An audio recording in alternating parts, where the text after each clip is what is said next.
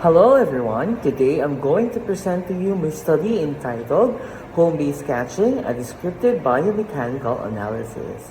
Allow me to introduce first myself. My name is Daryl L. Cabudol, Teacher 1 of Mizamis Oriental General Comprehensive High School. Proper catcher skills helps keeps one opponent's running game under control. It is one of the basic skills a softball players must have in order to keep the game under them, and definitely will give them the win they want. However, safety in performing catching skills must be ensured, and even though the players would do everything to win the game, at the end of the day, safety in the game is our topmost priority. This descriptive qualitative biomechanical analysis investigated the catching techniques of local softball catchers. This would help us understand deeper the skills and the underlying conditions it has. Figure 1 shows us the flow of the study. This will start in stage 1, which is the planning. This is the stage where the researcher planned out how will the study be conducted, what will happen during the implementation and in the assessment. During the stage 2 or the implementation stage, this is where the data will be collected to the respondents. And the last stage would be the assessment, wherein data collected will be analyzed thoroughly and the results will be a significant basis for a future researcher for further study. As for the significance of the study, catching skills is a vital skill in softball, wherein this significantly helps in achieving wins in the game. Catchers on the side are very prone to injury related to catching. According to Mayers et al. In 2001, there were about 34 to 42% of injury related to catching were recorded. So this study then is significant also in the sense that one of the problems encountered by the researcher myself is that there were lack of literature or study about the qualitative biomechanical analysis of softball catchers' catching skills in the Philippine context. The methodology.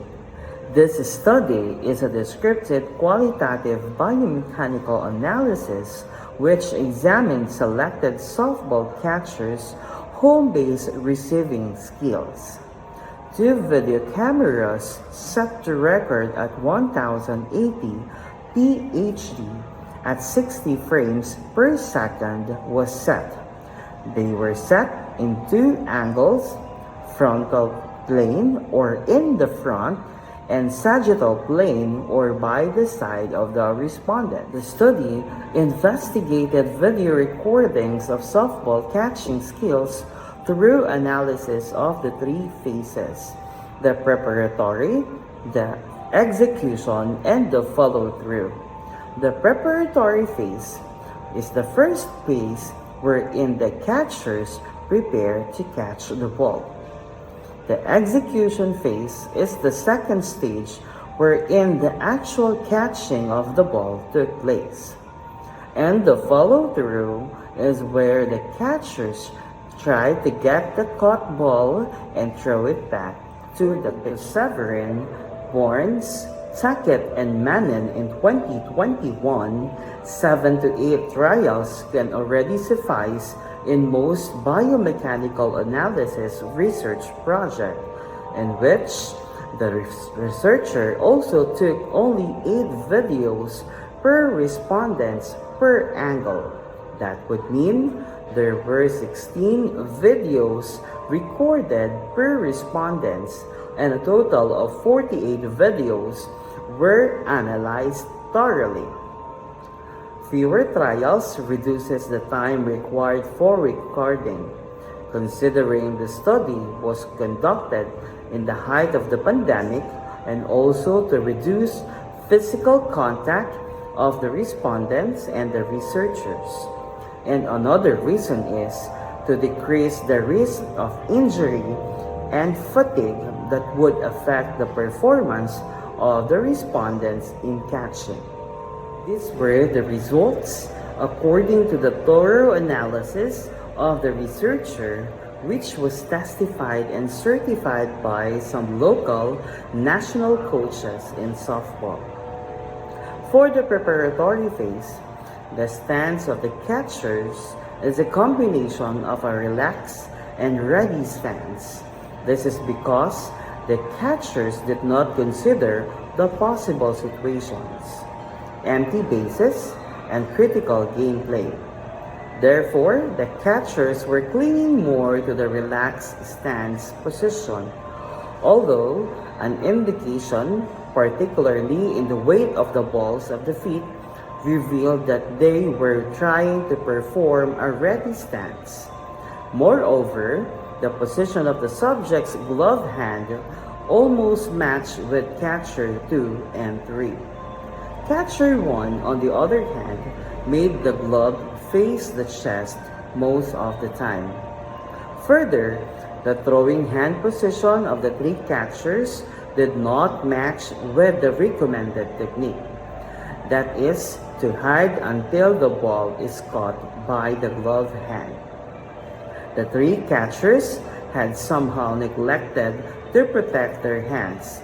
This may be because the catchers did not wear protective gears for a catcher, which exposed the rest of their body parts open. Also, how the ball was thrown was not a pitch, but a safe and simple throw indoors. For the execution stage, considering the catchers are all right-handed, they are using their left hand as their glove hand. To sum up the execution phase of the 3 catchers, their glove hands were able to properly catch balls on the right side of the body. However, observations reveals that the catchers struggle when the ball is on the midsection of the body and on the left side of the body. With respect to the spatial frame of reference, proper orientation of the framing where the balls may be received, considering their distance and direction in a given space, is an important consideration in the execution phase. Moreover, the catchers executed neglected their throwing hand's safety again. The throwing hand was exposed and without a purpose throughout the execution. Lastly, the follow-through stage. All catchers in the study did not intend to get to a ready for throwing position. After catching the ball, the catcher brought the ball to a low position. Catcher 1 brought the glove to the throwing hand, while the throwing hand of catcher 2 and 3 reached into the ball inside the glove. However, the recommended follow-through brings the glove to the hand on the side of the body behind the thigh, ready to get a throwing position. Although catcher 1 may have followed the recommended technique, the position of the throwing hand was not hidden in the first place.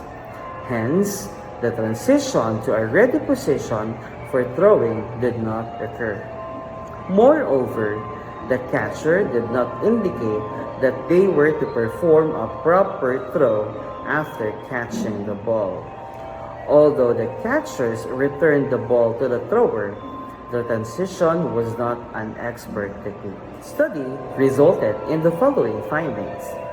Number 1, catchers have a preferred stance to begin with.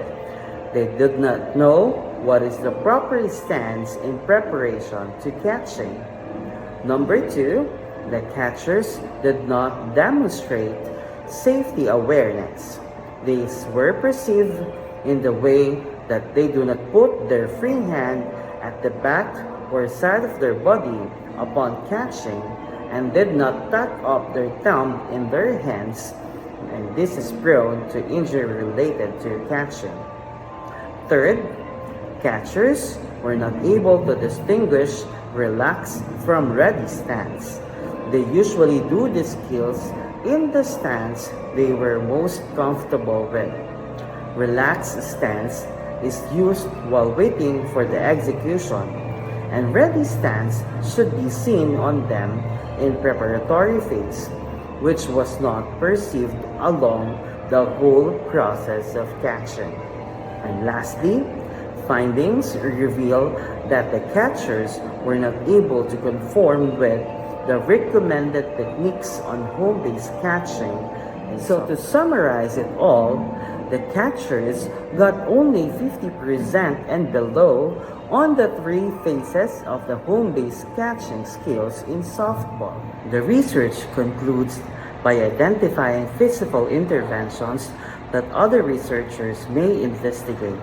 This means that the study began with a dilemma on documenting a proper catching technique in softball and concluded with more research problems on safety, specifically weak fitness components and lack of awareness of many skill features. The researchers concludes that catchers prefer to have their own stance on demonstrating the skills and were not aware of the injury related to catching skills that might take place. The researcher recommends the following. Number 1, athletes consider the biomechanics of the skills involved and personal safety in the training. After all, safety should come first. 2, practitioners may organize a clinic and workshop on skill development in softball and emphasize safety and awareness to injury to prevent accidents during the game.